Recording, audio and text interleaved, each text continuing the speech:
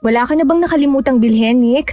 Bilhin mo na lahat habang nandito pa tayo sa palengke. Baka mamaya, pagdating sa bahay, saka ka maghahanap ng kulang sa lulutuin mong nilagang baboy. Wala na sigurong kulang dito sa mga pinamili ko. Ay hindi, wala pa pala akong bawang. Ha? Akala ko ba nilaga ang lulutuin mo? Bakit naman may bawang? Igigisa mo ba ang nilaga? Hindi ba yun nilalagyan ng bawang? Sa pagkakaalam ko, hindi. Sandali, ikaw ba ang buntis? Bakit parang ikaw ang naglilihi? Mukhang ibang panlasa mo ngayon Hindi ko rin alam Ni hindi ko nga alam kung paano maging ama Gusto lang kitang ipagluto ng pagkain ngayon. Hay nako, ayan na naman po siya. Nagdedesisyon na naman ng bara-bara. Hoy, wala tayo sa bahay Malayo-layo itong palengke. Kaya siguraduhin mong kumpleto ang rekados mo sa lulutuin mong ulam. Maiksi pa naman ang pasensya mo. Ang bilis-bilis uminit ng ulo.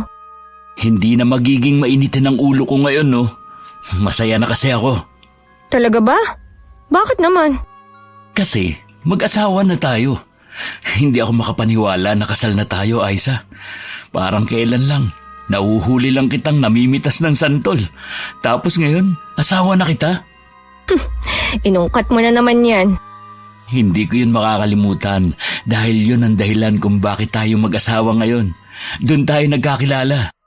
Ang galing mo nga Akala ko pa naman, sa inyo ang puno ng santol na sinusungkitan mo.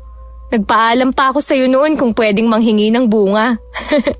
Naalala ko pa habang tumatakbo ko kasi palapit na yung may-ari ng santol. Galit na galit siya. Tapos ikaw nahuli niya. Nakita kitang umiiyak kasi pinagalitan ka. Buisit ka kasi Hindi naman pala sa inyo ang puno ng santol. Ang lakas ng loob mong akyatin. Pabida ka lang pala sa akin noon. Pinahamak mo pa kami ng mga kaibigan ko. Sorry na nga. Binalikan naman kita, di ba? Hindi mo ako binalikan, no? Nahuli ka ng tatay ko. Kasi pinahagilap talaga kita. Galit na galit ako sa'yo Gusto talaga kitang gantihan nun. Kaya ako nagsumbong sa tatay ko. Oh, yun tuloy. Marami tayong naipabarangay nung may-ari. Pasaway ka kasi Hindi pwedeng kami lang ang ipapabarangay. Dapat kasama ka. Ay, ang bilis pala ng panahon, no? Ngayon, magkakaanak na tayo. Tumahimik ka na nga. Tsaka, tigilan mo na nga yung ginagawa mo. Kanina ka pa Nakakaya sa mga tao. Panay ang haplos mo sa tiyan ko. Anong masama ron? Mag-asawa naman tayo. Tsaka may masama ba sa ginagawa ko? Hindi ba, baby? Kapag sumagot yung anak mo, bahala ka. Ikaw talaga Mas okay nga yun Nasa sinapupunan pa lang, marunong na siyang magsalita. Loko ka talaga. Halika na nga. Huwag ka nang bumili ng bawang. May tanim ang kapitbahay natin. Pwede tayong sa kanya na lang bumili. Mas mura dun. Sige, umuwi na tayo at baka abutan tayo ng katerigan ng araw. Masakit pa naman sa balat at sobrang init. Oh, ingat ka. May matandang bulag tayong makakasalubong. Ang galing din niya maglakad, ano? Gabay niya lang ang tungkod. Ang cute ng tungkod niyo. Parang sinauna pa dahil sa disenyo. Mukhang matibay ang kahoy na ginamit. Palapit na siya sa atin. Halika, dito tayo sa kabila. Mukhang dito siya dadaan sa gawin natin Ay, balik tayo doon. Dito siya papunta. Teka, saan ba talaga dadaan ang matandang to? Naiinis na ako Huminto muna tayo. Hintayin na lang natin siyang lumagpas. Tayo dapat ang mag-adjust. Oh, ayan na siya. Aray! Manang, bakit po? Nay, pakibitiwan ho ang braso ng asawa ko. Nasasaktan ho siya. Ang higpit po ng pagkakahawak niyo Sino ho ba kayo? Ano bang kailangan niyo? Huwag mong ipanganak ang sanggol. Po, hindi ko po kayo kilala. Bitiwan niyo na po ko. Nick, tulong! Sabing bitiwan mo ang asawa ko Kundi, mapipilitan ako saktan ka. Halimaw yang nasa sinapupunan mo. Huwag mong ipanganak ang sanggol na yan. Hindi ho halimaw ang anak ko. Bitiwan niyo na po ko. Nick! Sabing bitiw na Ang kulit mo Mababalot kayo ng kaguluhan at hindi kayo titigilan ng halimaw. Wag na wag mong ipanganak ang sanggol. Nick, nakakatakot siya. Namumuti yung buong mata niya. Baliw yata at may sapi ang matandang to eh. Hindi ka ba titigil? Paulit-ulit mong sinasabi na huwag ipanganak ang anak ko. Hindi mo yan anak. Anong hindi? Ako ang una at huling lalaki sa buhay ni Aiza. At hindi ako halimaw. Anong pinagsasabi mo, ha? Sinasabi mo bang masama ako? Hindi mo anak yan. Anak yan ng halimaw. Kampon ng dilim. Nangahawa ka na naman eh. Sinabi ng bitiwan mo ang asawa ko. Nick! Sorry po. Napalakas ko ang pagtulak ko sa inyo. Hindi ko naman sinasadya eh. Itayo mo siya, Nick. Please lang. Halina po kayo. Aalalayan ko na po kayo makatayo. Ito po ang tungkod nyo. Pasensya na po talaga. Kayo kasi, bigla na lang kayong sumisigaw at nagagalit. Huwag mong ipanganak ang bata. Hindi yang gawa ng tao. Gawa yan ng kampon ng kadiliman. Mababalot ng takot ang mga buhay ninyo. Natatakot na ako, Nick. Sumasakit tuloy ang tiyan ko. Umalis na tayo rito. Sige na. Halika na. Hindi pa rin siya tumitigil. Nakakatakot na ang mga sinasabi niya. Huwag mo na lang isipin ang sinabi niya. Sa tingin ko, may sakit siya sa pag-iisip. Kaya siguro ganyan siya. Hindi naman totoo mga sinasabi niya eh. Ako magpapatunay nun. Kahit na pinapakalma si Aiza ng kanyang asawa, ay hindi pa rin siya mapakali. Natatakot siya na baka nga totoo ang sinasabi ng matanda. Madalas siyang magbasa ng mga libro at comics. Nabasa niya na may ilang matatanda ay kayang makita ang mga bagay na hindi nakikita ng normal na tao. Dahil na rin sa bangungot na naranasan niya ilang buwan nang nakakalipas, ay lalo siyang nangamba. Kumalma ka lang, Aiza. Hindi naman totoo ang sinabi ng matandang yun eh. Alam mo sa sarili mo yan. Oh, itong tubig. Uminom ka muna. Paano kung magkatotoo ang mga sinabi niya? Paano kung anak nga ng halimaw ang nasa sinapupunan ko, Nick? Tumingin ka nga sa akin. Mukha ba akong halimaw? Hindi ako halimaw, Aiza. Normal akong tao. At kahit alamin mo ang background ng angkan ko, wala kang malalamang halimaw kami. Oo, halimaw talaga ang tatay ko. Pero hindi literal na halimaw. Halimaw ang ugali niya. Saka halimaw kami sa sobrang pagkagwapo. Kaya sigurado akong lalaking gwapo ang anak natin. Gusto ko pa ng tubig. Sige, kukuha kita.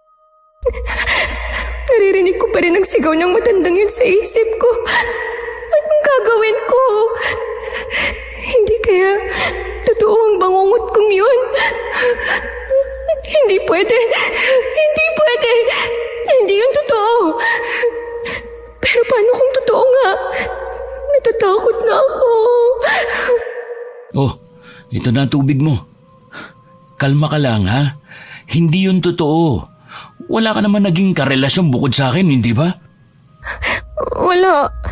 Ikaw ang first and last boyfriend ko. Kaya nga imposibleng mangyari, okay? Natatawa na naaawa ako sa'yo. Hay nako, babe. Sigurado naman akong malinis kang babae, hindi ba? Anong ibig mong sabihin? Kasi ako, aaminin ko, hindi ikaw ang una ko. Pero ikaw naman ang huli. Ako lang ba talaga ang naging karelasyon mo? Bakit parang kune-question mo ko? Ikaw na rin ang nagsabi na ikaw ang una ko. Bakit parang may ibang kahulugan ng tanong mo? Wala naman akong ibig sabihin. Kaya nga sinasabi ko sa iyo na kumalma ka lang. Kasi nga, hindi naman totoo ang sinasabi ng matandang yun, di ba? Bakit ka naman magre-react ng ganyan kung hindi naman totoo? Parang pinagbibintangan mo ako ah. Hindi ako nagtaksil sa'yo kahit kailan. Ikaw nga tong babaero eh. Ilang beses na kitang nahuhuli na niloloko mo ko. Yan na nga ba sinasabi ko eh. Ang mga babae talaga mahilig magbaliktad. Bakit kasi ganyan ang tono mo? Parang sinisisi mo ko. Hindi kita sinisisi, okay?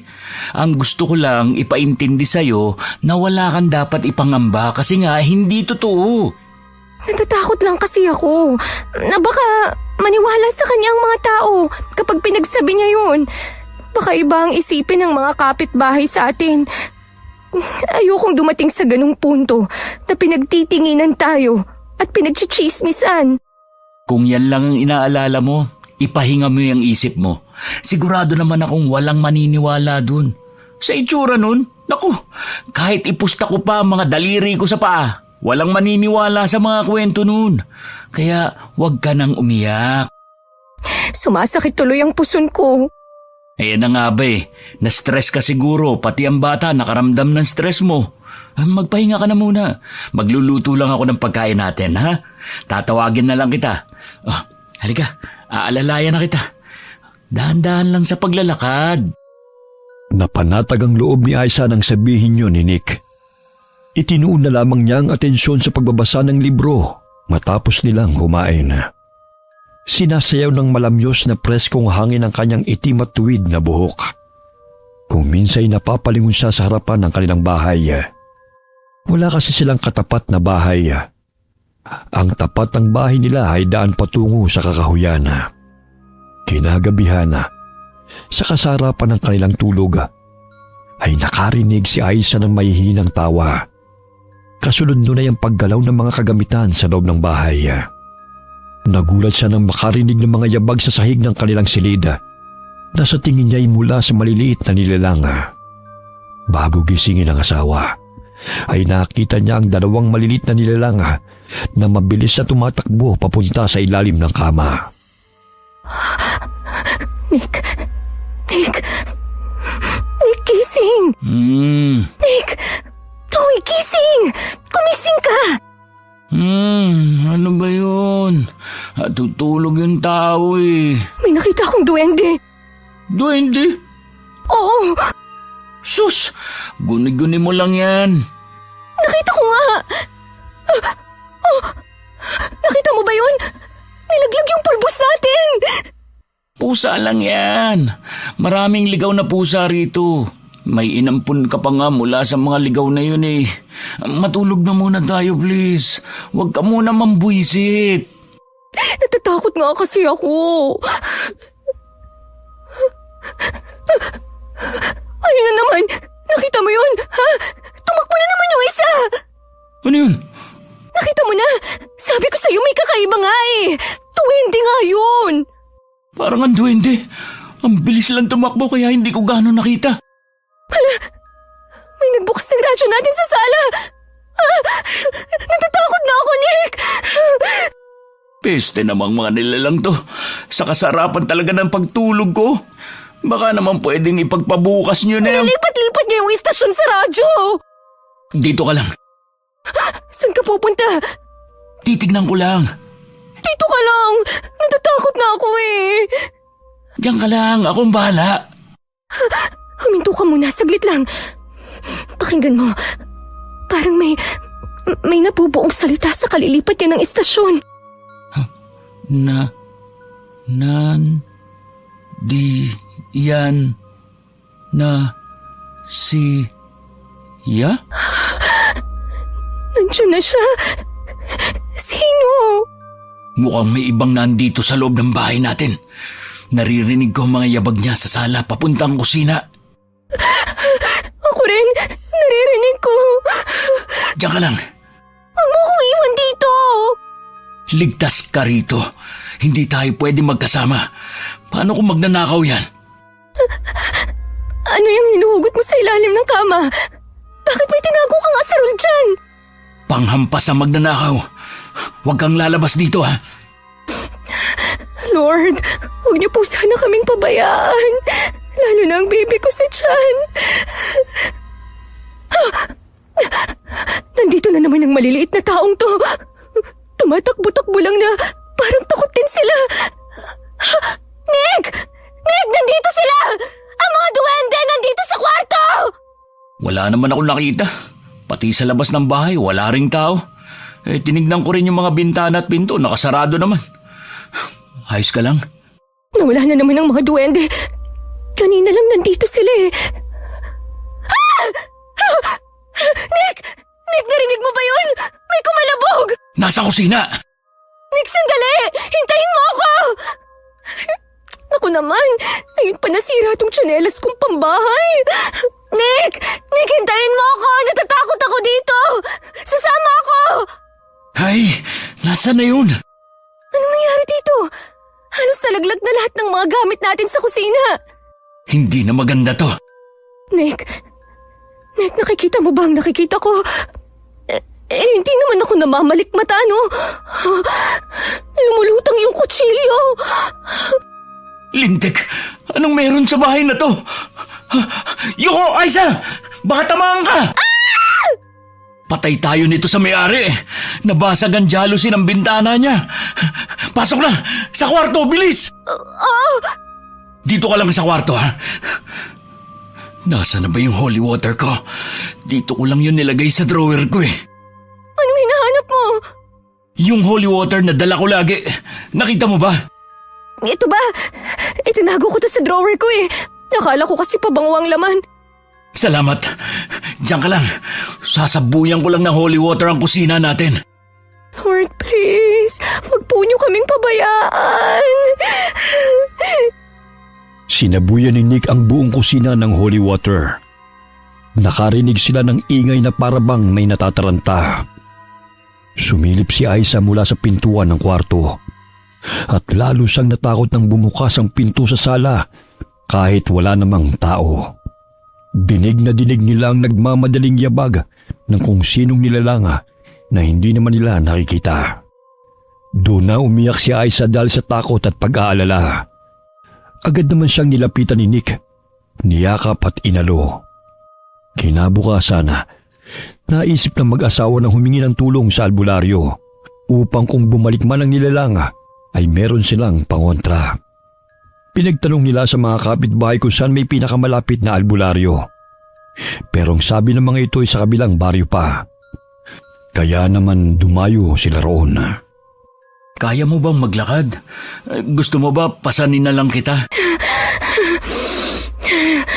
Okay lang ako. Malayo pa ba tayo? Malapit na. Kaunti na lang. Ayun oh, nakikita ko na yung bahay. Kailangan ba talaga natin itong gawin? Iwan na lang kaya muna natin ang bahay na yun. Nandun na lang muna tayo kay Mama makipisan. Pagtatalunan na naman ba natin yan? Hindi tayo pwedeng lumayo rito. Malapit lang dito ang trabaho ko. Madali kita mapupuntahan kung gusto ko. At saka, mahirap makipisan sa magulang mo. Alam mo namang hindi sila boto sa akin noon pa man. Hindi naman sila ganun. Basta, ayokong nakikita ang mama mo. Mata pobre siya eh. Kung hindi siya ganun, sasabihan ba niya ako ng masasakit na salita? Hindi naman ganun si Mama. Nadala lang yun ng emosyon niya, lalo na ang nangyari sa atin noon. O sige, ganito na lang. Tutal, parang ayaw mo naman na akong kasama. Ihatid kita sa mama mo. Maghiwalay muna tayo hanggang sa makapanganak ka lang. Yun ang gusto mo, di ba? Magkalayo tayo. Okay lang naman sa akin.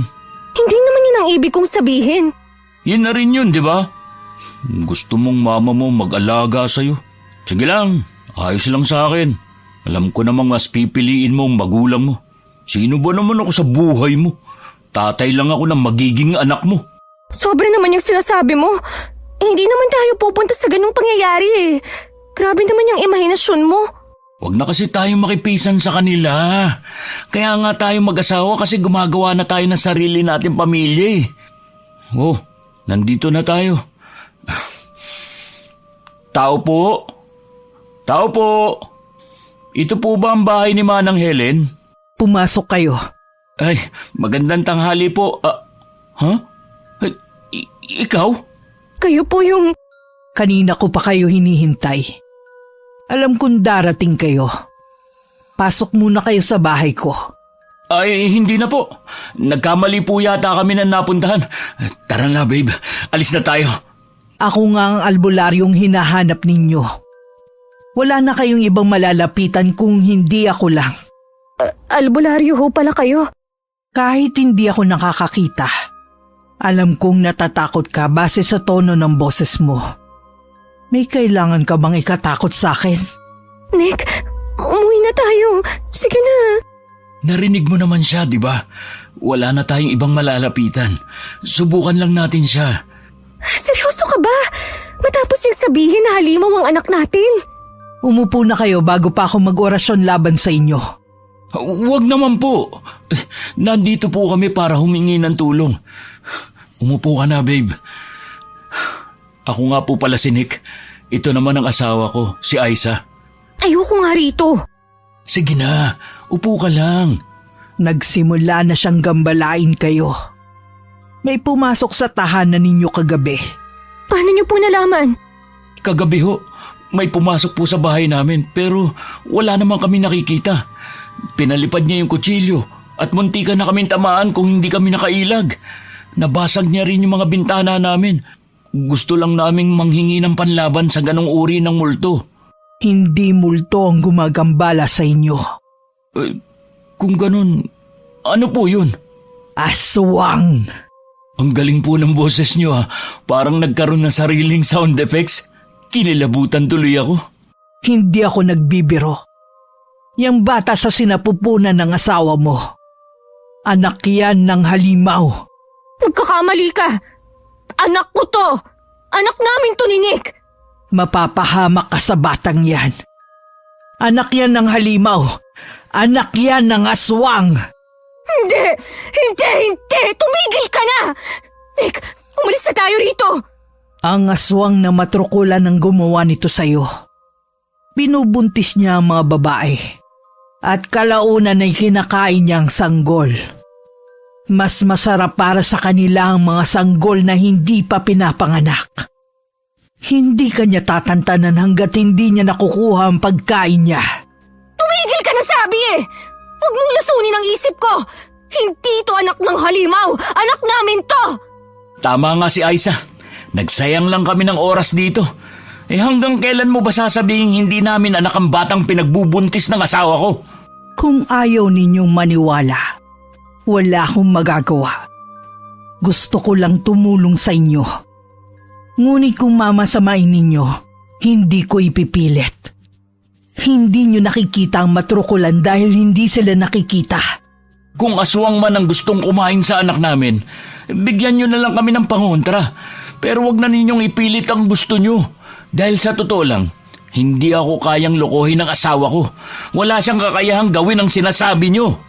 Hindi kailangan magtaksil ng asawa mo para lang mabuntis ng matrukulan.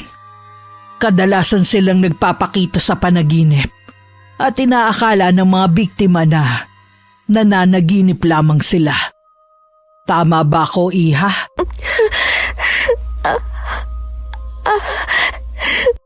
Tama na. Lalo lang yung ini-stress ang asawa ko eh. Aalis na ho kami. Bago kayo umalis, tanggapin niyo ito. Takot ang mga aswang sa mga sandatang gawa sa pilak. Punyal ito na may orasyon. Paniguradong makakaya nitong sugatan ng aswang gamit ang punyal na ito. Salamat po. Meron din akong holy water dito. Ito ang pinakamabisa sa lahat. Kaya ingatan niyo ang bawat patak nito. Magsaboy kayo ng asin sa paligid ng bahay. Itong bawang ay isabit ninyo sa mga pinto upang maitaboy ang mga aswang na lalapit sa bahay ninyo. Inurasyonan ko ang mga bawang at asin na yan. Salamat po. Makakatulong ito. Pasensya na kayo sa inasal ko kanina. Normal ang mag-alala. Pero hindi normal ang magsawalang bahala. Halika na! Halika na! Merong nakatirang maliliit na nilalang sa bahay ninyo. Huwag niyo silang katakutan. Sila'y bantay na nagbibigay babala. Sila'y duwendeng puti. Kapag malapit na ang aswang, maaari siyang magpakita at magpahabol. O hindi kaya'y kausapin kayo. Sila ang kakampi ninyo. Kaya huwag kayong matakot sa kanila. Umuwi ang mag-asawa dala ang inis sa sinabi ng albularya. Nagsisihan sila kung bakit pa sila nakinig sa matandang yun. Napansin din ni Nick na bigla na lang natulala at huminto sa paglalakad ang asawa na parang may naalala ito. Tapos ay bigla na lamang naluha. Ay hinagis ni Nick sa upo ng suit na t-shirt pagkatapos humarin ito. Ano ba nangyayari sa'yo? Ha? Wala naman. Akala mo ba bulag ako gaya ng albularya na yon? May mata ako, Aisa. At kanina ko pa napapansin na kakaiba ang kinikilos mo. Iniisip ko lang ang sinabi ng matandang yun. Imposible ang sinasabi niya. Dahil wala naman akong nakarelasyong iba o kahit nakausap mang ibang lalaki. Lalo na kung halimaw. Kahit anong isip ko, hindi ko talaga maintindihan eh. Alam mo, naniniwala ako sa mga manggagamot gaya ng mga albularyo at alam kong 100% ng sinasabi nila ay totoo. Pero wag namang ganitong sasabihin niya ng anak ko ay anak ng halimaw. Kaya hindi ko alam kung sino ngayon ang paniniwalaan ko sa inyong dalawa. Anong ibig mong sabihin? Pinatutudahan mo ba ako? Ha, Nick? May dapat ba akong malaman? Wala. Wala naman akong inililihim sa'yo eh. Lintik naman. Maglolokohan pa ba tayo rito? Sino ang lalaking yon? Sa dami ng lalaki sa mundo, sa halimaw ka pa talaga Ang kapal ng mukha mong pagdudahan ako. Kulang yung sampal ko sa mga ginawa mo noon sa akin. Hanggang ngayon, binabalikan mo pa rin yan? Sa bagay, ganyan nga pala kayong mga babae. Hindi kayo makalimot. Uulit-ulitin nyo lahat. Palagi na lang. Kaya ba nangyari to, Aisa? Gumanti ka ba sa mga ginawa ko? Anong pinagsasasabi mo, ha? Umaming ka na lang kasi sa kasalanan mo. Anong aaminin ko ay wala nga. Palibasa gawain mo. Kaya takot ka sa sarili mong multo. Malinis ang konsensya ko, Nick. Kaya kung pwede ba, gusto ko na magpahinga. Tigilan mo ako sa pagiging tamang hinala mo. Hindi ako tamang hinala. Gusto ko lang malinawan. Sa tindi mong magbantay, kahit may magtanong lang ng direksyon ay pinagseselosan mo pa. Kung tutusin, nakakasakal ka magmahal. Ako pa tong nakakasakal? Kung nasasakal ka pala, bakit pa tayo nagpakasal? Bakit pa tayo nagsama wala namang kwenta palang relasyon to?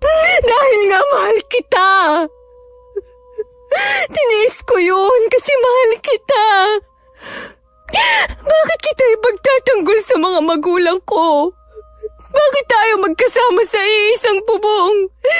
Bakit kailangan kong magtiis sa pambababae mo? Bakit ako nagpabuntis sa'yo kung hindi kita mahal? Ha? Kung wala kang tiwala sa akin, maghiwalay na lang tayo. Ah, ganon. Sasabihin mo sa aking mahal mo ako pero gusto mong maghiwalay agad. Para siguro makasama mo ang tatay ng dinadala mo, no? Alam mo, kung totoo ang mga sinabi mo, mas mabuti pang hindi ikaw ang maging ama ng anak ko. Dahil mas masahol pa sa halimaw yung ugali mo. Hindi ako nagloko. Sinungaling ang matandang albularyo na yon. Ang tahanan na nooy puno ng tawanan at masasayang alaala ay unti-unting napalitan ng pagdududa. Nang gabing yun ay hindi nakatulog si Aisa sa kaiisip kung bakit yun ang palaging sinasabi ng matandang albularya. Kaya pati siya'y nagdududa na rin. Hanggang sa naalala niya, may isang gabi na hindi umuwi ang asawa niya dahil nag-overtime sa trabaho. Nagkaroon siya ng masamang bangungot. Sa bangungot na yun ay pinagsamantalahan siya ng kung sino na hindi naman niya nakikita. Animoy totoo ang nangyari dahil nagising na lamang siya na walang saplot sa katawan. Nananakit din ang buong katawan niya na parang ginalaw ng isang lalaki. Katulad ng puwersahang ginalaw. Kinilabutan siya sa naisip na baka nga totoong nangyari ang panaginip na yun. Napahawak siya sa kanyang tiyana at inisip na baka nga anak ng halimaw ang kanyang ipinagbubuntis. Umiiyak ka na naman. Pasensya ka na sa inasal ko kanina. Nadala lang ako ng bugso ng damdamin eh. Hindi ko gustong pagsalitaan ka ng masasakit. Ayos lang. Sanay naman na ako sa'yo eh. Iniisip ko lang yung sinabi ng albularya. Paano nga kung totoo ang lahat ng sinabi niya? Paano na tayo? Huwag mong isipin yun. Ang mahalaga, nasa maayos kang kalagayan. Hayaan mo, pupunta tayo sa ibang mga albularyo para suriin ka. May pagkabaliwang albularyang bulag na yun eh. Kaya hindi natin siya mapagkakatiwalaan. Hindi ko na alam ang iisipin pa, Nick. Hindi ako makatulog. Huwag ka nang umiyak ha. Tana, nandito lang ako para sa'yo. Bukas na bukas, maghahanap tayo ng ibang albularyo. Kinabukasan ay nagsimula na sila maghanap ng ibang albularyo. May ilan silang nakausap, ngunit iisa lamang ang tugon ng mga ito. Pinagsasarahan sila ng pinto na parabang nakakita ng multo. Isang gabi, mahimbing silang nakatulog dahil sa pagod sa kakahanap ng albularyo. Muli na namang nagising si Aiza dahil sa mga naririnig na paghagikgik. May humila sa kanyang kumot. Pagdilat niya ay nakita niya ang dalawang malilit na nilalang. Nakatunghay ito sa kanya, kaya napabangon siya. Ginising niya ang asawa, ngunit umungo lamang ito bilang tugon. Sino ka? Anong kailangan mo sa akin? Huwag kang matakot. Ako si Vera. Ito si Ernon, ang asawa ko. Asawa? Ano ba ang kailangan nyo? Bakit nyo ako kinakausap? Sino ba kayo? Paano kayo nakapasok dito? Mga duwende kami. Oo, alam ko. Papanawan yata ako ng ulirat dahil sa takot sa inyo eh. Bakit pa kayo nagpapakita sa akin? Makinig ka. Nandito kami para paalalahanan ka. Natutuwa kami mag-asawa dahil magkakaroon ka na ng anak. Bagay na hindi namin magawa dahil hindi kami mabiyayaan. Nandito kami para sabihan ka. Nababalaan ka namin palagi kapag malapit na siya. Siya? Sino siya? Ang ama ng pinagbubuntis mo. Huwag kang magbiro ng ganyan. Kinikilabutan ako sa sinasabi mo eh. Anak ni Nick ang batang ito. Nandiyan na siya. Kailangan na namin magtago. Masyado siyang malakas. Basta, yung pulbos o harina ang tutulong sa inyo para makita siya. Sandali! Saan kayo pupunta? Naloko na. Saan na ba yung holy water? Kailangan ko pang tumayo. Ay, ayun! Nakuha ko rin. Dito lang ako sa sulok ng kwarto muna magtatago. Sige, lumapit ka. Hindi ako mangingiming wisikan ka ng holy water ng paulit-ulit. Bakit pa ayaw magising nitong si Nick? Natatakot na ako. Nick! Nick! Kahit batukan ko siya, hindi pa rin nagigising ang lokong to. Parang mantika naman kung matulog. Biglang bumukas ang pinto ng silid. Lumakas ang hangin at naramdaman ni Aiza ang presensya ng hindi nakikitang aswang. Mahigpit ang kanyang hawak sa holy water at sinabuyan niya ang pwesto kung saan niya naramdaman ang halimaw. Narinig niya ang malakas na atungalang matrukulan na animoy pinipilas na papel. Nagising si Nick ng dahil doon. Ano yun? Nandito na naman ba siya? Nick! Kanina pa kita ginigising! Nandito na naman siya! Paanong nakapasok ang aswang na yun? Napakarami nating pananggalang sa pinto. Nasaan na siya? Nasaan kang halimaw ka? Huwag kang duwag! Magpakita ka sa akin! Nick! Nick! Okay ka lang? Sino ka ba? Bakit kailangan mong sakali na tiragis ang asawa ko? Ako ang harapin mo! Huwag mong sasaktan ang asawa ko! Ako na lang! Lumayo ka, Aiza! Kumuha ka ng mga pangontra! Dali! Duwag kang aswang ka! Hindi mo ba ako kaya? Palagi ka na lang nagtatago! Sumusuntok lang sa hangin si Nick, pero wala siyang tinatamaan. Hindi siya makalaban sa halimaw na sinasabi ng albularyong yun. Pinubugbog na siya. Diyos ko, anong gagawin ko? Kailangan ko siyang tulungan. Baka mapatay niya si Nick. Pero paano? Tama, yung pulbo. Yun nga pala yung sabi ng duwende. Aiza! Salamat sa pagsipa ng pulbo, Vera. Ngayon, sasabuyan ko ang buong paligid. Magpakita ka na, aswang ka. Ayun! May biglang namuo sa sulok. Yun na nga ang halimaw. Nick! Nick, Darren ang halimaw! Nandiyan ka pala, ha? Ngayon, patas na tayong dalawa.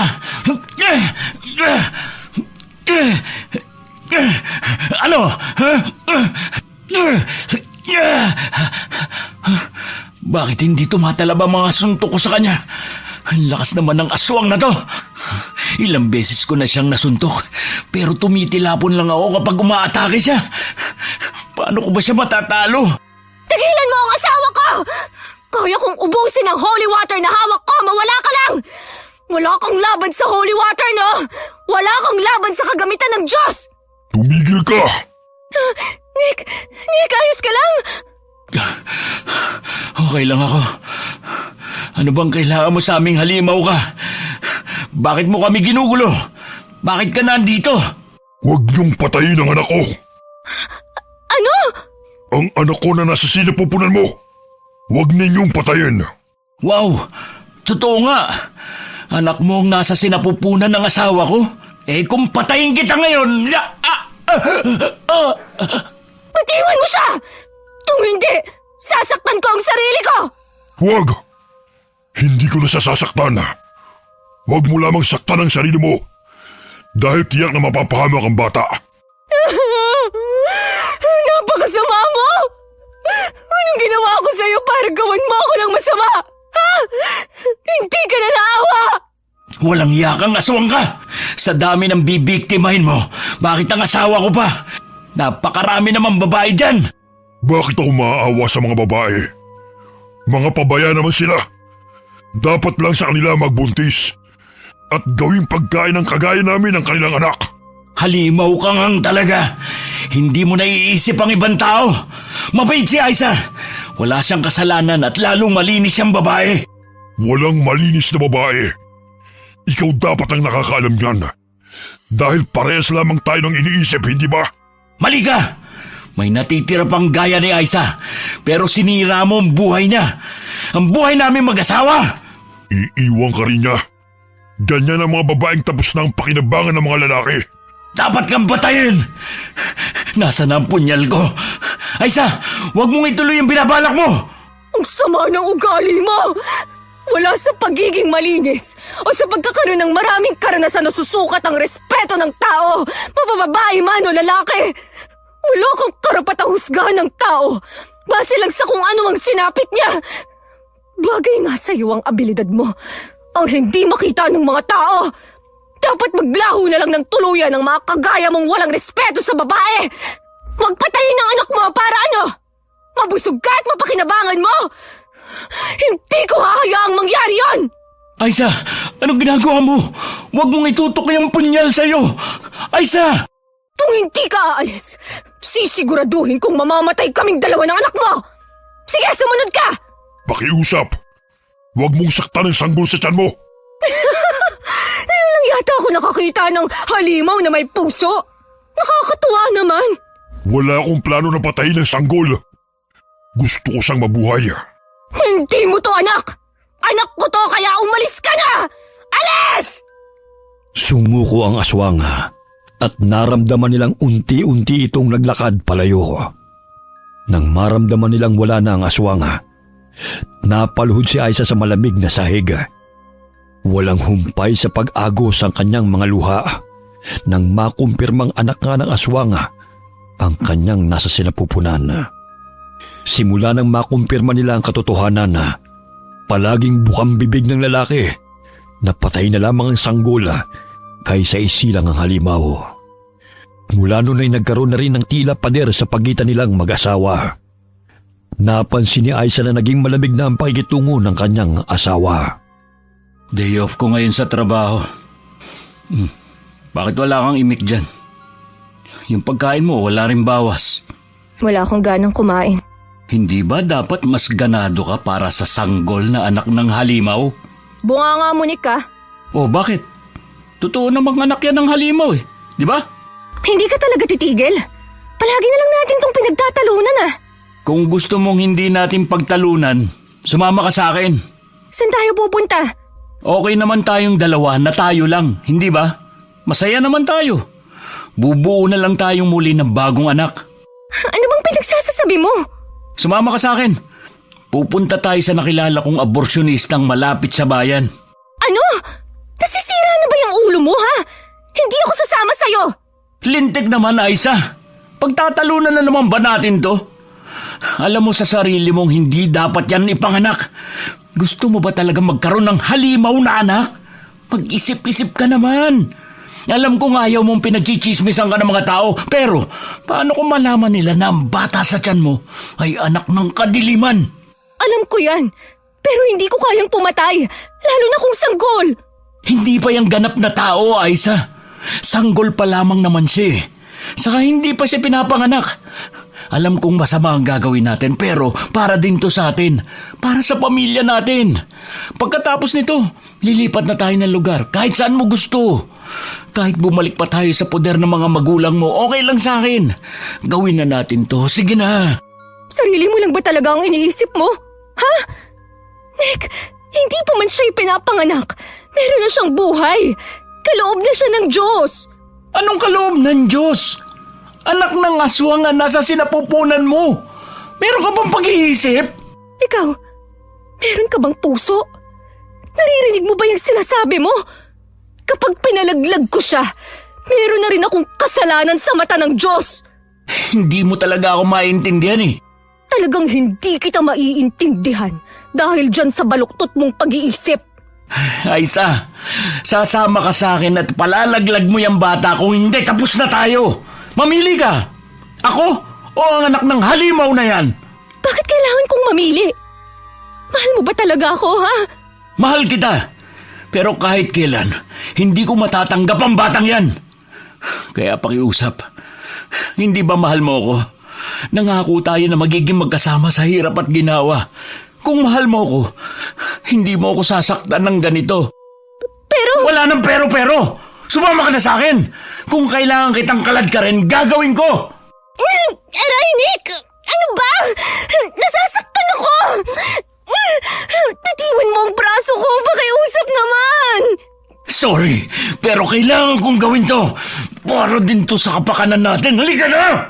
Ayoko nga sabi! Isa, huwag ka na magmatigas. Titiwan mo ako! Halika na sabi! Nasa labas na tayo ng bahay! Pagpatuloy na natin to! Hindi ninyo kailangan humantong sa pag-aaborsyo. Aling Helen? Ikaw na namang albularya ka? May paraan pa bukod dito. Hindi ba kayo nagsabi na huwag niyang ipanganak ang bata?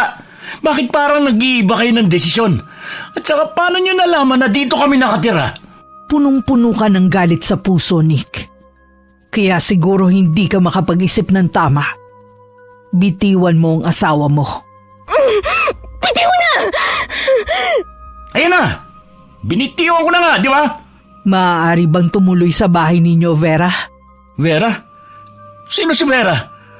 Baliw nga yata talaga matandang to eh. Itiko mo yung bibig mo o tuluyan ko yung isasara.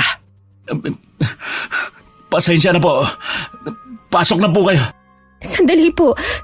Kilala niyo si Vera? Siya ang orihinal na nakatira sa bahay na ito. Teka lang, sino ba yung Vera na yan? Bakit hindi ko kilala?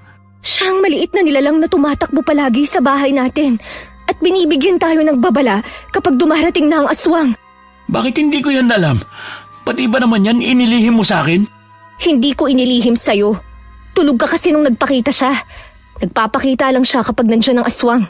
Kung malugod mo kung inaanyayahan sa bahay mo, pwede bang buksan mo ang pinto?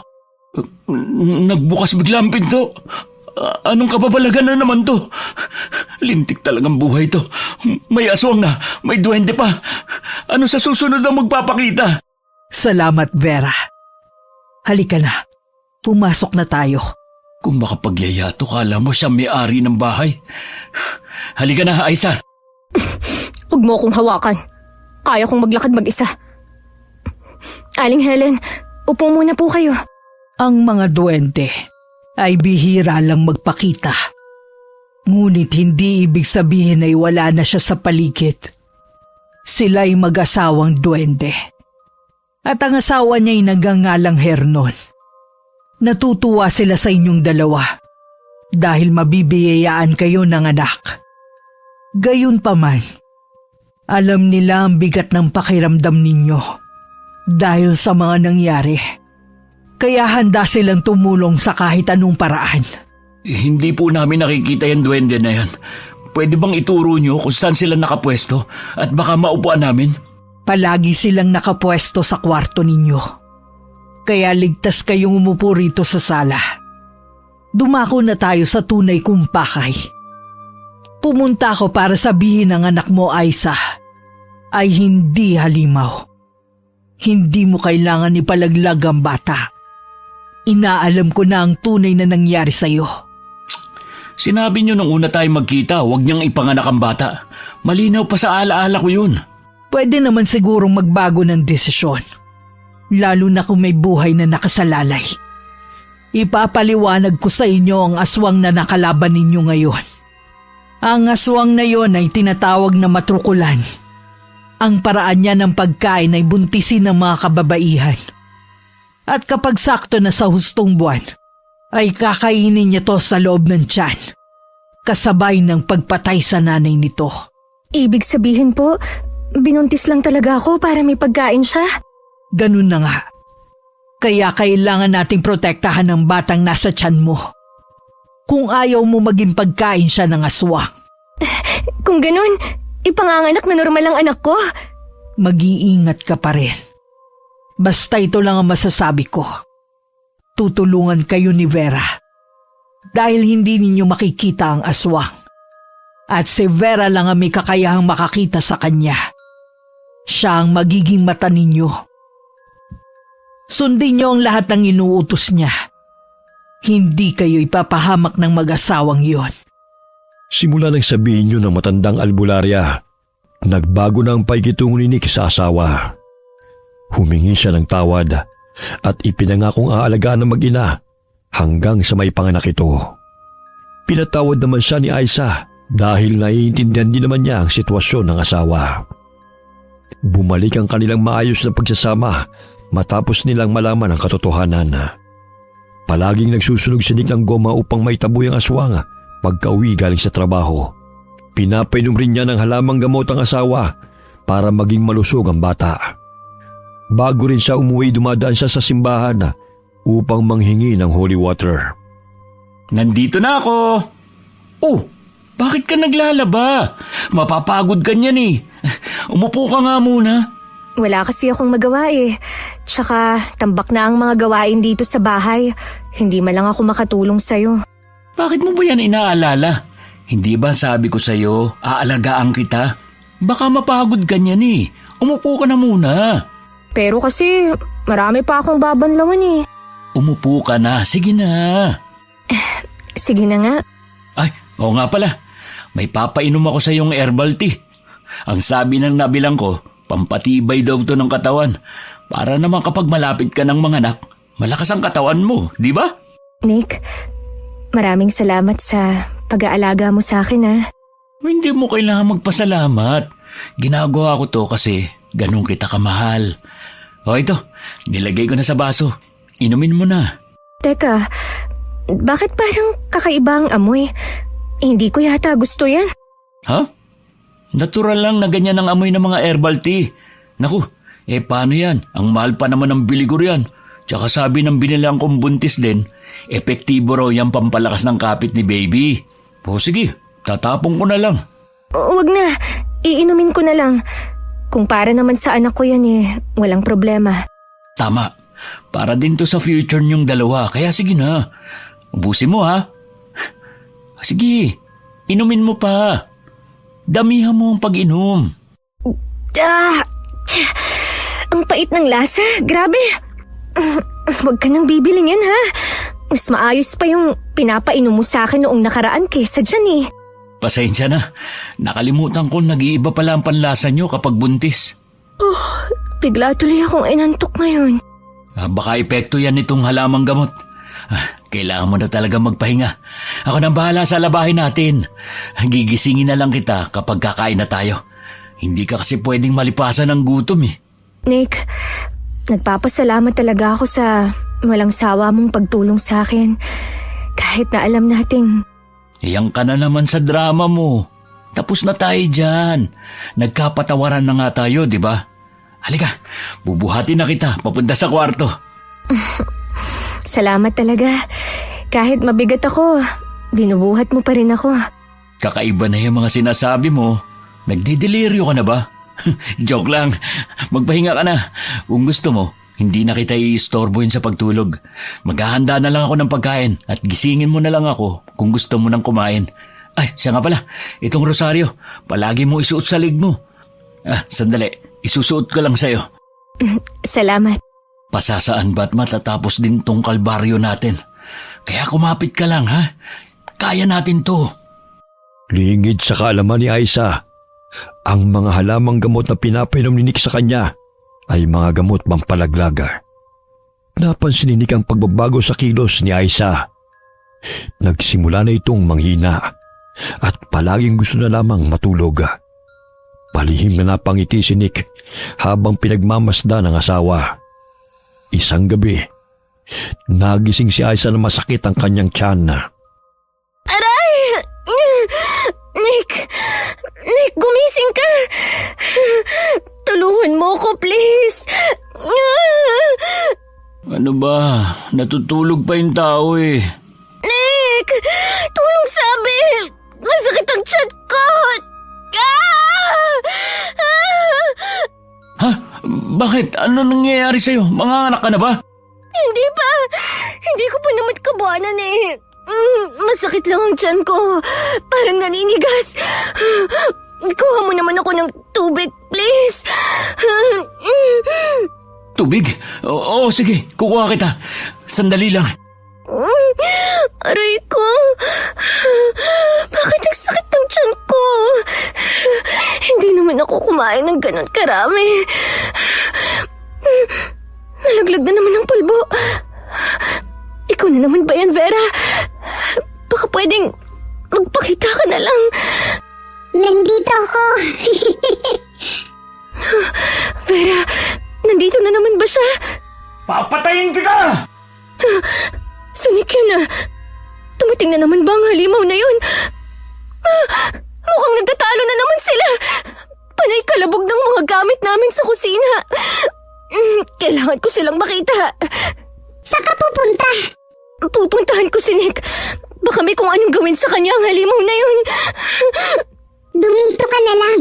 Huwag mo na silang intindihin. Hindi pwede. Nung huli silang nagsagupaan, gusto niyang patayin si Nick. Tanging ang bata sa sinapupunan ko lang ang nakapigil sa kanya. Pero nahihirapan ka ng tumayo at maglakad. Kaya ko to, Vera. Huwag niyo akong alalahaning mag-asawa. Akala mo magtatagumpay ka sa binabalak mo? Ha? Hindi mangyayari yung gusto mo. Matapang ka lang kasi naka-invisible ka. Pero tignan natin kung hindi. Baka hindi ka pa makapalag sa akin. Magpakita ka! Sige, magtuos tayong dalawa. Ikaw pangit na halimaw ka, magpakita ka! Talagang papatayin kita. Sa ating dalawa, ako ang tinatawag mong halimaw. Pero ang totoo, ikaw ang mas halimaw.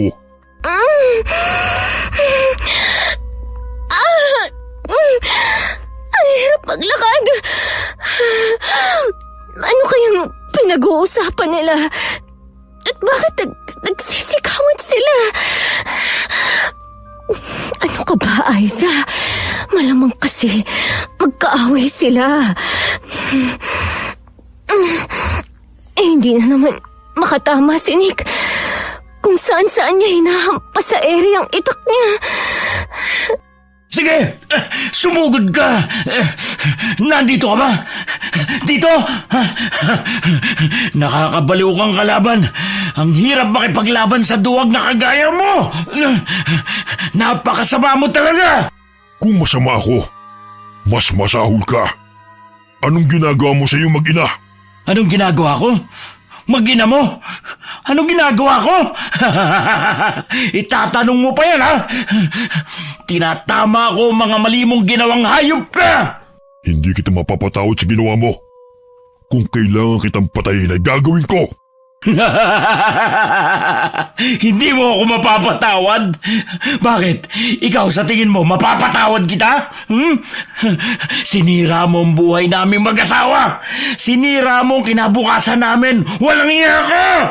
Sinabi ko na sa'yo, hindi ko sasaktan ng iyong mag-ina, lalo ng bata. Abay, natural! Dahil anak mo yun! Sino bang gustong saktan ng sariling anak? Kaya ba wala kang awa sa kainat na ng iyong mag-ina ngayon? Hoy! Huwag kang hugas kamay! Sa'yo nagsimula ang problemang ito, kaya huwag mong ibinabalik ang lahat sa akin! Sino ba si Raulong bumuntis sa asawa na may asawa? Tapos gusto mo pang kainin? Ang tindi mo rin no? Bakit mo siya pinapainom ng mga pampalaglag? Alam mong ayaw niyang ipalaglag ang bata. Sira ba ang ulo ko para hayaang magsilang siya ng kampon ng kadiliman? Hindi ko hayaang mangyari yun. Palalaki mo siya sa tiyan ni Aiza para gawing pagkain. Hindi ko hayaang magtagumpay ka. Kaya para patas, mabuti pang mawala na lang ang bata para pare-pareho tayong walang mapakinabangan. Baliw ka na. Ako? Baliw? Oo, baliw ako. Ano? Parang wala ka lang nasirang pamilya kung makapunta-punta ka rito Hoy, hindi ka rito bisita. Kaya umalis ka na o gusto mong patayin na lang kita. Tutal, sobrang init talaga ng dugo ko sa'yo. Nang ipot ka, tapos ikaw tong may ganang magalit sa bagay na ikaw ang gumawa. Ha? Pero hindi ko nais mamatay ang bata.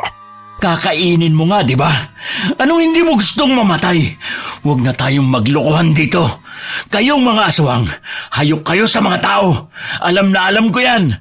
Kaya huwag kang umusta na parang meron kang puso. Tigilan mo nga ako sa drama mo.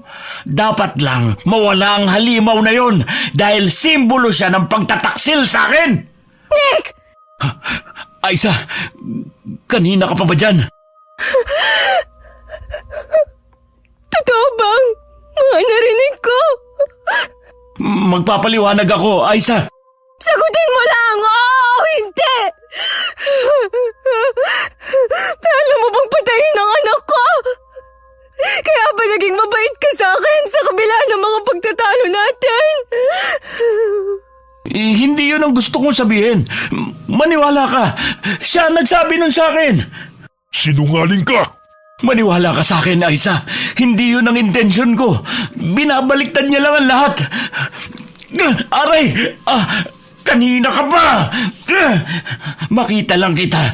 Hindi lang sa pakang-aabuti mo. Nasaan na yun? Hindi ko na siya maramdaman. Parang tinangay ng malakas na hangin kanina. Nakakatakot na talaga ang bahay na to. Kung ano-ano na lang ang nangyayari.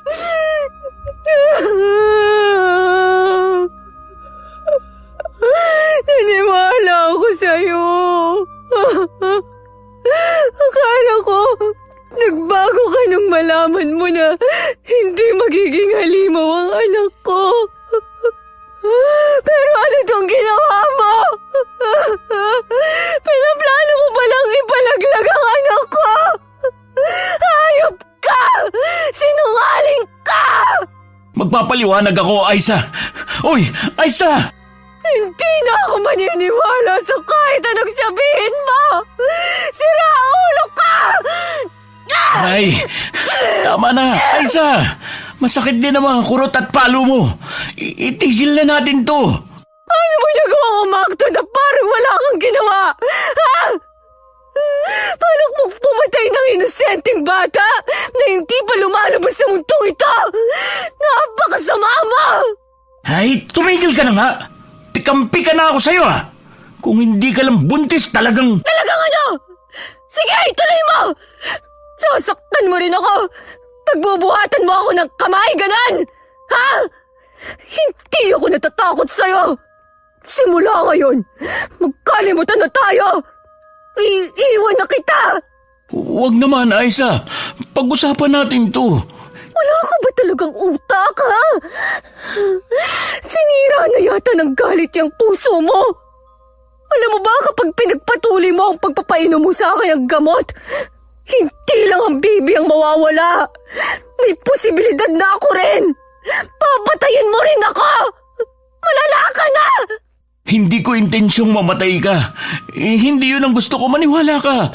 Pero yung nasa sinapupunan mo, oo, aamin ako. Ayaw kong panganak mo yan. Kung nakinig ka lang sana sa akin na ipalaglag na yan, hindi na tayo aabot sa ganito. Hindi na tayo aabot sa ganito? Naririnig mo ba ang sinasabi mo, ha? Bakit ganyan ang ugali mo? Hindi kita maintindihan. Yan ang dahilan kung bakit tayo nagtatalo ngayon. Dahil hindi mo ako maintindihan. Sige nga, anong gusto mong gawin ko kung sakaling panganak mo yan? Tanggapin ko na parang wala lang ang lahat? Na parang hindi ako iniputan sa ulo? Sinabi ko na sa'yo bago tayo ikasal, gusto ko ng maayos na pamilya, ng buo. Yung ikaw, ako, at ang magiging anak natin, hindi ng anak ng iba. Alam mo, buhay ko, Aisa. Galing ako sa watak-watak na pamilya. Nangako akong hindi muling mangyayari yun sa akin. At nangako akong hindi magiging katulad ng tatay mong walang kwenta. Pero ano? Naging kagaya ka niya. Baka nga mas malala pa. anong gusto mong gawin ko? Tumawa na parang baliw? Nangarap ako ng maayos na pamilya. Pero nasira lang dahil sa pesteng aswang na yan na binuntis ka pa. Tapos gusto mo alagaan ang batang dahilan ng pagkasira ng mga plano ko? Nick, maniwala ka, naiintindihan kita. Pero hindi solusyon ang pumatay ng batang walang kasalanan. Nahihirapan din ako. Tinitimbang ko rin kung anong dapat kong gawin. Pero hindi ko kayang pumatay. Kasalanan yun sa Diyos. Mas kasalanan sa Diyos ang ipanganak mo yan. Ang pagsilang pa lang yan, malaki ng kasalanan. At ikaw, makasalanan na rin dahil ikaw ang nagdala sa kanya. Nick! Ang sakit ng tiyan ko! Hindi ako makagalaw. Lalong sumasakit kapag kumikilos ako. Aisa, ano nangyayari sa'yo? Teka, may dugo. May dugong dumadaloy sa hita mo. Nick! Pakiusap! Tulungan mo ako! Maawa ka sa akin! Kumalma ka lang. Sandali lang. Sandali. Dadaling kita sa albularyo. Tatawag lang ako ng tricycle. Diyan ka lang. Sa sobrang taranta sa nakita, ay naisip ni Nick na dalhin ang asawa sa albularyang Bulaga. Pagkarating nila roon, ay agad naman silang tinulungan ng albularya kasama ng kanyang mga anak. Si Hector, isa sa mga anak ni Helena, ang siyang palaging nauutusan ni Helen upang tulungan siya. Habang ginagamot ni Helen si Aisa, ay panay naman ang pagpapakita ni Vera dahil sumama siya sa pagpunta roon. Iniwan niya sa bahay ang kanyang asawa para balutan ng pananggalang na kapangyarihan ng bahay. Nanay, siya po ba yung duwending puti na sinasabi niyo sa akin? Oo, mabait siyang tagapangalaga ng mag-asawa. Nagbibigay siya ng babala kapag nandyan na ang aswang. Ano ba sinasabi niyo? Hindi ko kayo maintindihan eh. Hindi ko nakikita yung Vera na sinasabi ninyo. Ayaw niyang magpakita sa'yo. Dahil masama raw ang naging asal mo. Duwag ka raw. Hindi ko na alam kung saan pa ako lulugar sa inyong lahat. Maayos na ba ang kalagayan ng asawa ko? Maayos na siya ngayon. Parating na ang matrukulan. Maghanda na kayo ng mga kapatid mo, Hector. Opo, Nay. Kunin mo ang mga sandata na nilagyan ko ng orasyon. Nakatago ang mga ito sa ilalim ng higaan ko. Opo, Nay.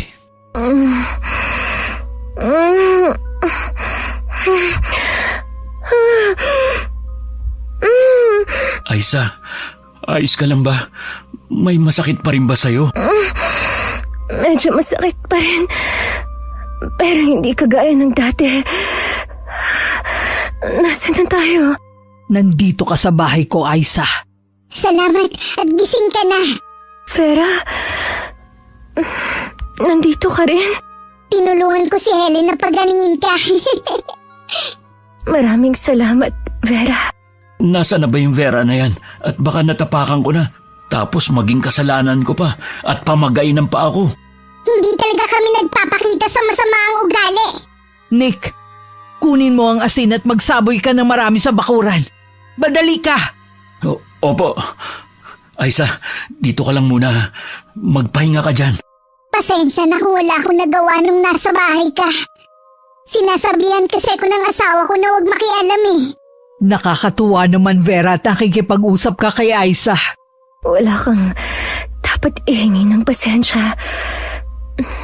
Kung hindi dahil sa nangyari, hindi ko malalaman ang lahat. Wala na tayong oras. Nasa paligid na ang matrukulan. Kailangan na natin maghanda. Nanay, nakuha ko na po yung mga sandata. Magaling. Hector, sabihan mo na sa Henry at Harry na maglagay na ng mga bawang at kalamansi sa mga bintana, pintuan at sa lahat ng sulok ng bahay. Madali ka! Opo, Nay. Sasabihin ko po. Gumawa ako ng barikada upang hindi niya makita ang bahay na to. Pero hindi ako nakakasiguro kung hanggang kailan gagana yun. Dahil may ganun din siyang kapangyarihan. At naamoy niya ang bata sa tiyan ni Aisa. Kaya tsak na magpupumilit siyang lumapit. Sinubukan ko rin maglagay ng panangga. Pero sa tingin ko mas malakas siya kaysa sa pangkaraniwang aswang. Kung sakali mang mawala ang barikada, doon na tayo susugot. Hayaan na lang nating nakasara ang pintuan. Ang kaya lang nating gawin sa ngayon ay maghintay. Ang sabi niya sa akin, hindi niya sasaktan ng bata sa sinapupunan ko. Pero bakit sumusugot pa rin siya at nagugulo? Hindi natin alam ang tumatakbo sa isip ng aswang na yan. Basta ang alam ko lang, mahilig siyang kumain ng mga sanggol. Minsan nang nalagay sa peligro ang buhay ko dahil sa matrukulan na yan. Isa sa kalahi niya ang dahilan kung bakit ako nabulag. Pilit nilang kinukuha nun ng bata sa tiyan ko, na ngayon ay si Hector na. Dahil nakikita ko sila, binulag nila ako. Nakakatakot ang malakas na atungal ng aswang na to. Hindi ko kayang marinig. Natatakot na ako. Huwag kang matakot, Vera. Dahil sa tinutulungan mo kami, tutulungan ka rin namin sa abot ng aming makakaya. Marahil ay nagagalit sila dahil hindi siya makapasok sa loob ng bahay. Sumasakit na naman ang tiyan ko. Hindi ka pa tuluyang magaling. Kahit ginamot kita, hindi pa rin ito nakakasiguro na maliligtas natin ang bata. Tutulong ako sa'yo. Nandiyan na siya. Narinig ko na ang atungal niya. Matagumpay mo bang naisaboy ang asin? Opo. Palagi na lang bang ganito ang gagawin natin? Nakakapagod na. Kumusta ho si Aisa? Humihilab na naman ang tiyan niya. Aling Helen, ituloy mo na lang ang pagpapalaglag sa bata para matigil na ang aswang na ito. Hindi siya titigil hanggat hindi niya yan napapatay. Tumigil ka nga, Nick. Hindi ko ipalalaglag ang batang ito. Tama siya, Nick. Tumigil ka na muna. Ang kailangan nating gawin sa ngayon ay ang masigurong ligtas si Aisa, gayon din ang anak niya. Ewan ko ba kasi sa'yo kung bakit ayaw mong bitiwan ng batang yan. Yan ang dahilan kung bakit tayo nandito ngayon eh. Nakakaperwisyo tayo ng iba dahil lang sa anak ng halimaw na yan. Sabihin mo sa kanya, Helen, na kapag hindi siya tumigil, gagawin ko siyang palaka. Sabi ni Vera, kapag hindi ka raw tumigil, gagawin kanyang palaka. Ano? Kainis naman duwende yan. Huwag ka na kasing dumagdag pa sa problema ng asawa mo. Lalo lang siyang dinudugo dahil sa ginagawa mo. Sorry po. Umaatungulan naman siya. Vera, kaya mo ba siyang makita kung nasan siya? Lalo siyang lumakas. Siguro dahil kabilugan ng buwan ngayon. Nasira niya ang barikada at pananggalan ko. Maging ako hindi ko na siya makita. Mahihirapan tayo nito. Hindi na rin makita ni Vera ang matrukulan. Maghanda kayo. Mukhang naging mas malakas siya ngayon dahil kabilugan ng buwan. Harina! Harina! Hector! Pahingi akong harina! Oo. Halika, sumama ka sa akin. Ito, Ano bang gagawin mo dyan? Isasaboy ko ang arena sa buong paligid para makita natin siya. May namumuhari na ron. Ayun na siya mismo. Henry! Harry! Sabuhin niyo ng katas ng kalamansi na may dinikdik na bawang! Bilisan niyo! Hindi tumalab ang mga pangontra. Inaatake niya na tayo. Lagot na. Naihagis niya ang dalawa kong kapatid. Hindi ko na alam kung may laban pa tayo rito. Lalabanan natin ang ulupong na yan. Sabuyan natin ang asin. Tulungan mo ako. Sinasakal niya ako. Ibaba mo siya! Anong... Hindi gumana sa kanya sandata ko! Ah! Hector! Mukhang malakas na nga siya, Helen! Nagawa niyang masira ang asin sa paligid ng bakuran! Hindi tumalab ang mga sandata! At ngayon naman, napalipad niya sa kung saan ang mga anak mo! Humanda ka, Vera. Mukhang malakas na nga talaga siya. Kailangan natin protektahan si Aiza. Sinik, nasaan? Ayun! Pinubugbog na siya ng matrukulan. Huwag mo nang intindihin ang asawa mo! Wala naman siyang kwenta! Hindi pwede. Tulungan niyo siya. Pakiusap. Tulungan niyo ang asawa ko. Sige na. Asawa ko pa rin si... Aiza! Aiza! Nawalan siya ng malay! Papatayin kita! Maawa ka. Pakiusap. Naawa ka ba sa asawa mo nang painumin mo siya ng pampalaglag?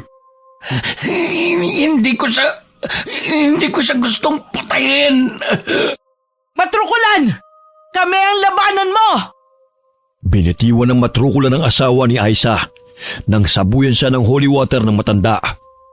Pagkatapos ay pinalutang sa ere ng duwende si Nick para ipasok sa loob ng bahay.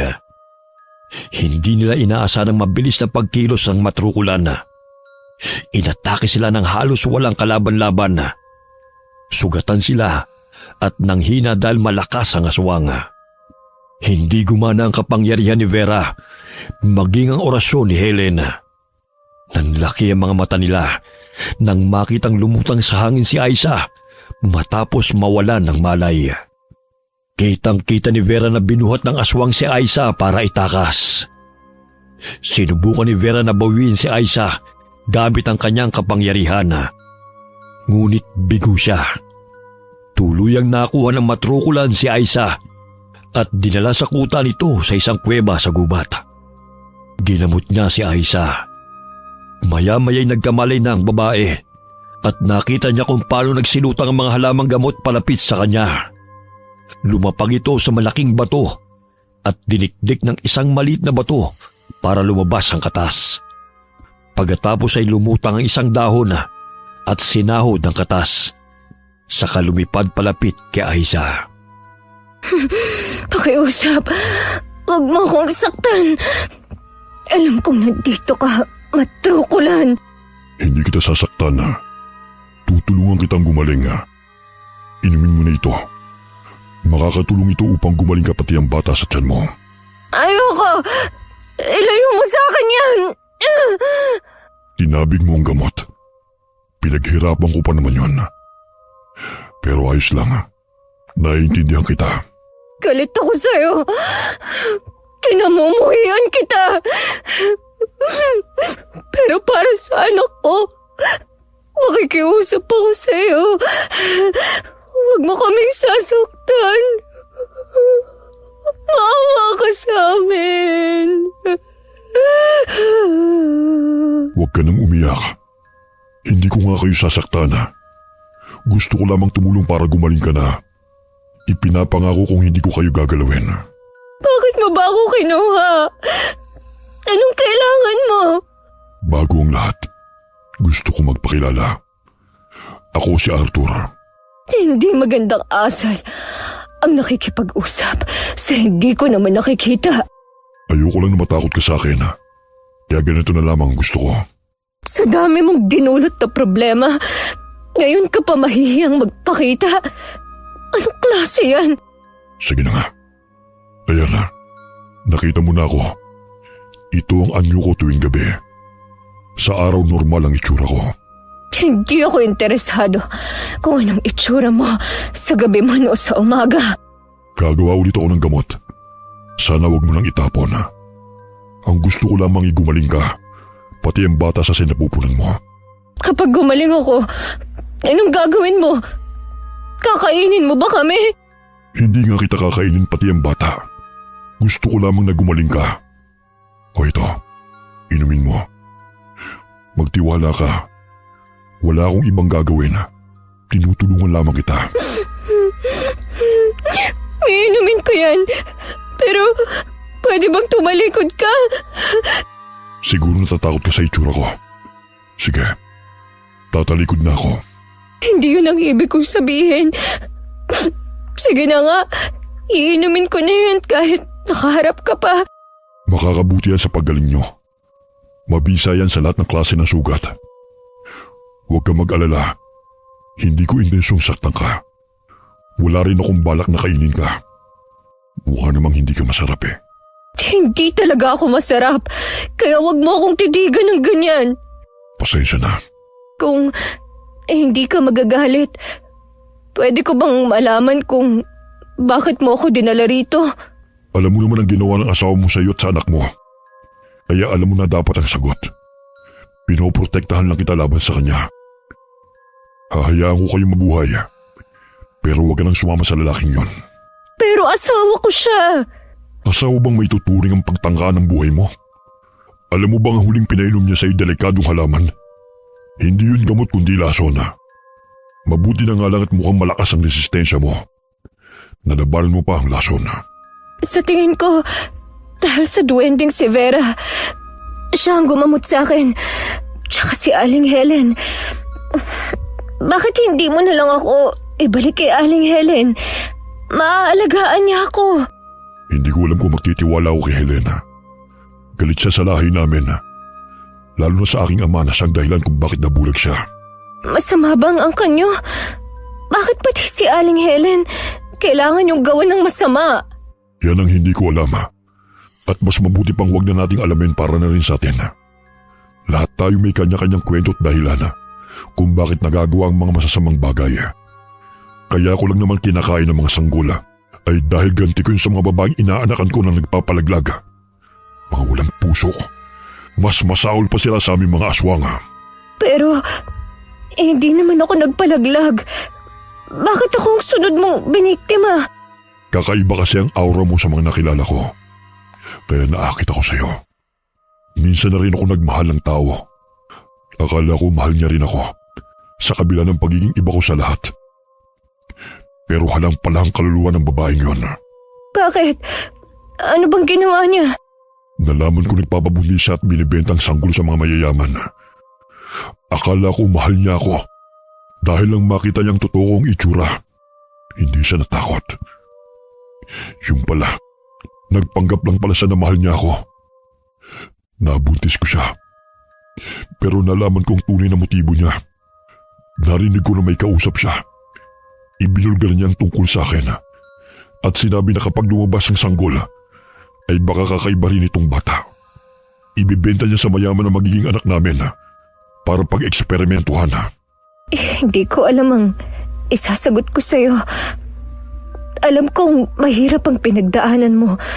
Pero, hindi pa siyan yun na manakot at pumatay ka ng ibang tao. Alam ko. Pero hindi ko napigilan ang sarili ko. Dahil doon pinatay ko siya at nilaapa ko ang bata. Simula noon, lahat ng babaeng nakikita ko'y binubuntis ko at kinakain ko sila.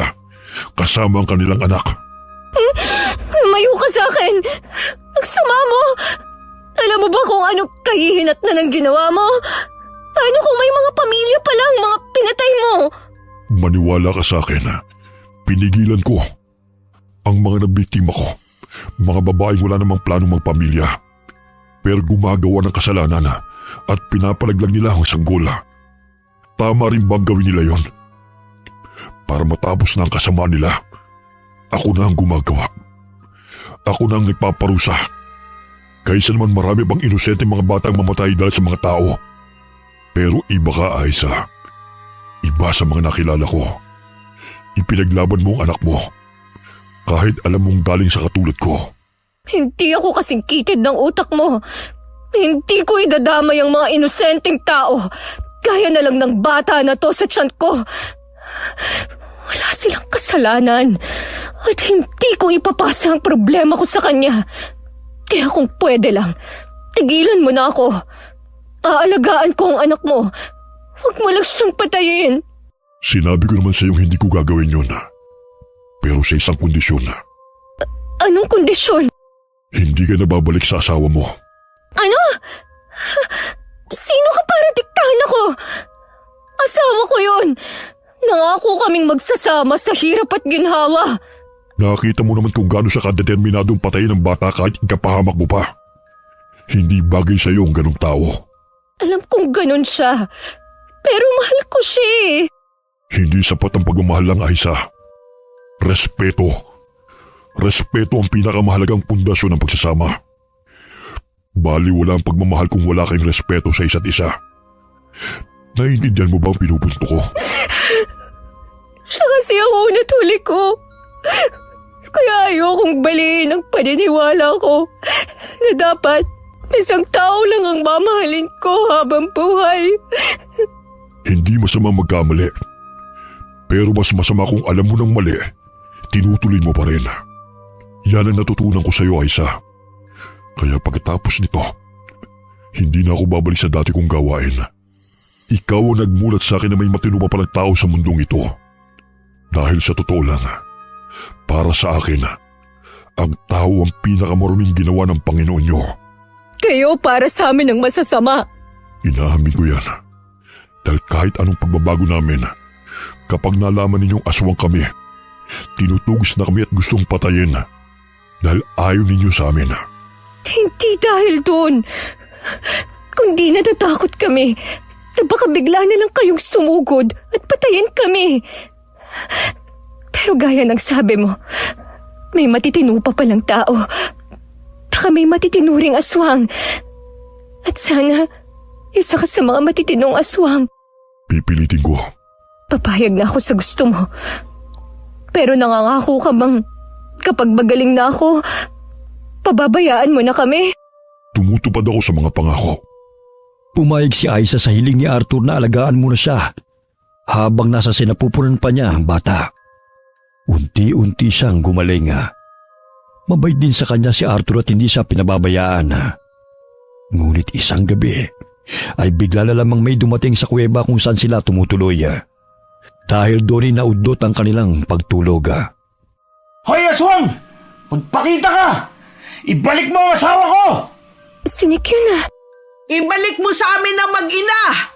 Hindi namin sila sasaktan! Nararamdaman kong buhay pa siya at nagtatago lang dyan sa loob ng kuweba mo! Lumabas ka rito! Akala mo nakalimutan ko ng ginawa mo sa akin? Dahil sa'yo, muntik mo na mabali ang buto ko! Dito ko lang. Haharapin ko sila. Sandali, sasama ko. Pero delikado. Mas delikado kung hindi mo ko kasama.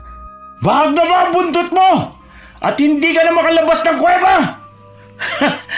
Duwag ka naman pala eh. Hindi mo na kami matatalo ngayon. Mas marami na kaming pangontra laban sa'yo. Hindi ako natatakot!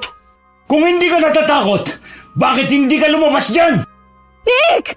Aisa! Aisa! Totoo nga ang buhay ka pa! Halika na rito! Umalis ka na riyan! Hindi. Tigilan na natin to. Anong tigilan ang sinasabi mo? Hindi ako sinaktan ng aswang. Sa katunayan, inalagaan pa niya ako. Kaya please lang, tigilan na natin ang pag-aaway na to. Huwag na nating hayaan na dumanak ang dugo. Ngunit paano kung niloloko ka lang niya? At ginawa niya to para kapag nasa hustong buwan ka na, tsaka kanya lapain. Mahirap pagkatiwalaan ng mga matrukulan, Aisa.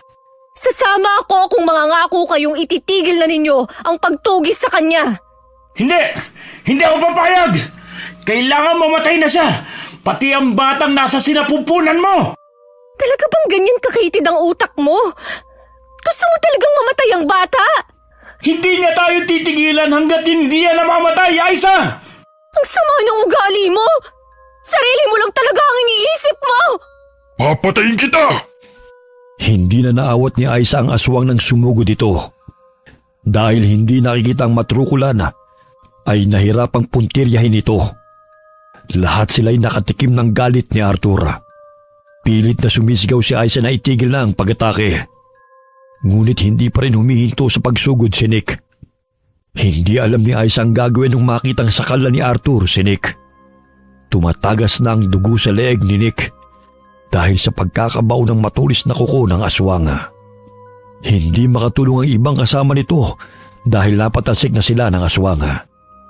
Lahat sila'y nakahandusay sa lupa. Pakiusap! Huwag mo siyang patayin! Hindi ko sana sasaktan kung hindi lang din naman dahil sa kanya. Alam mo yun, Aiza. Pakiusap! Nakikiusap ako! Huwag mo itong gawin! Huwag mong dagdagan ng mga kasalanan mo! Bitiwan mo na siya, pakiusap! Ito ba ang gusto mong makasama sa buhay mo? Isang lalaki na makitid ang utak? Tulungan mo ako, Aiza! Hindi na ako makikisama sa kanya! Basta huwag mo lang siyang patayin! Pakiusap naman! Ayoko ring makisama sa kanya! Kayong alam ko na ang kanyang tunay na ugali! Pasalamat ka. Akala ko mamamatay na ako.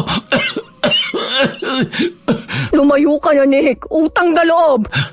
Hindi. Sandali. Ano sabi mo? Makikipaghiwalay na ako sa'yo. Ayaw na kitang makasama. Ano? Sandali lang. Ano na naman ang pumasok dyan sa kukote mo at nasabi mo yan? Hindi pa ba halata? Hindi ko gusto ang ugali mo. Sawang-sawa na ako sa'yo. At ayaw na kitang makasama.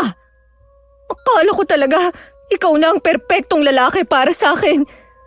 Pero nang sabihin mo, napatayin ng anak ko. Nalaman kong wala ka pala talagang puso. Ako? Walang puso? Sinong walang puso sa ating dalawa? Hindi ba ikaw?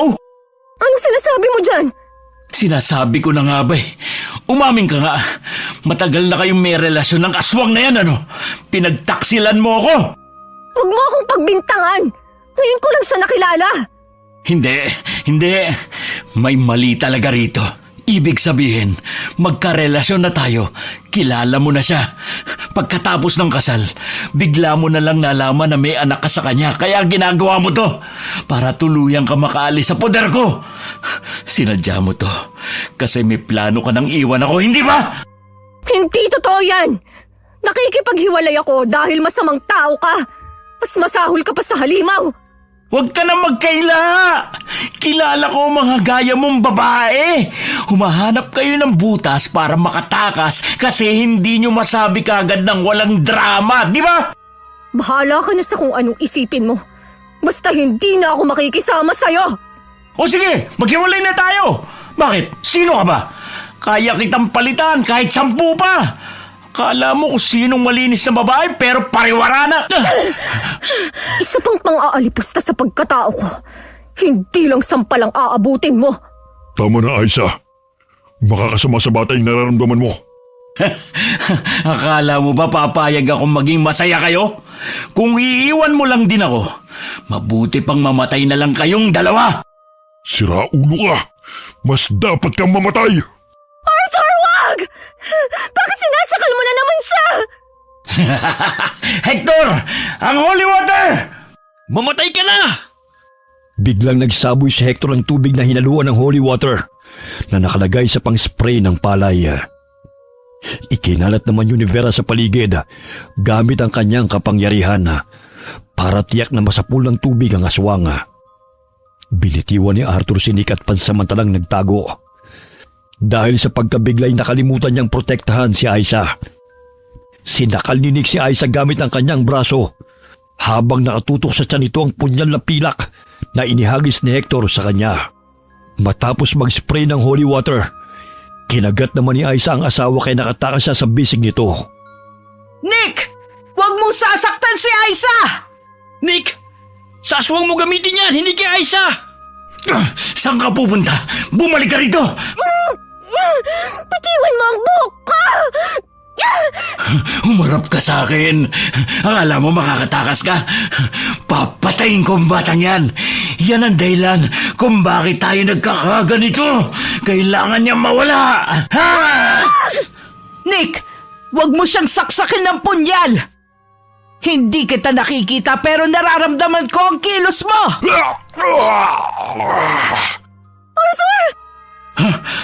Ikaw ang aswang? Sa wakas, nagpakita ka ng mukha ngayon. Hindi na ba tumalab ang pagiging invisible mo? Humarang ka pa talaga, ha? Akala mo kung sino kang bayani. Masakit ba? Dagdagan pa natin. Iuunday-unday ko sa'yo para damang-dama mo. Tumigil ka! Huwag mo akong diktahan! Kita mo na, kung wala kayong relasyon, bakit niya isasakripisyo ang sarili niya para sa'yo? Arthur! Arthur, huwag kang mamamatay! Ayaw mo siyang mamatay? Kung gusto mo, sumama ka sa kanya! Ha! Teka, bakit hindi ko maigalaw ang kamay ko? Nawawalan ako ng hininga. Tulong! Pasensya ka na, Iha. Hindi kagad kami nakalapit. Napatumba kasi kami ng matrukulan. Pinahinto ko muna ang bunganga ng asawa mo. Gayon din ang kanyang katawan. Vera, pagalingin mo si Arthur. Nakikiusap ako. Pasensya ka na, Aiza. Hindi tumatalab ang panggagamot ko sa mga kauri niya. Hindi ko yan magagawa. Ayos lang. Ayos lang ako, Aiza. Huwag mo kong alalahanin. Hindi. Baka may paraan pa. Aling Helen, tulungan mo naman siya. Pasensya na. Hindi ko rin magagawa yan. Hindi ako pwedeng manggamot ng mga halimaw na gaya niya. Pero... Sa tingin ko naubos na ang kanyang lakas. Patawad sa inyong lahat na nagawan ko ng kasalanan. Aiza, palakihin at aligaan mong mabuti ang anak natin. Makakaasa ka. Pinapangako ko yan. Halika na. Mahina na ako. Mawawalan na ng bisa ang mahika ko. Lumayo na tayo. Hindi! Arthur! Nang makalayo sila'y bumalik sa pagkilos si Nick. Hindi pa siya nasayan sa nakitang pagkamatay ng aswang. Kumuha siya ng dinikdik na bawang na may katas ng kalamansi mula sa bag niyang dala. Isinaboy niya yun sa katawan ng aswang at binuhusan pa ng holy water. Dinig na dinig ang atungal na naghihingalo ng aswang kasabay ng paghihinagpis ni Aiza. Hindi napigilan ni Aiza ang kumawala sa pagkakahawak ni Helena at marahas niyang itinulak ang asawa para humarang sa katawan ng aswang. Tumigil ka na! Mas masahol pa ang ugali mo kaysa sa aswang na si Arthur. Kilabutan ka sa mga ginagawa mo! Wala na siya, Aiza.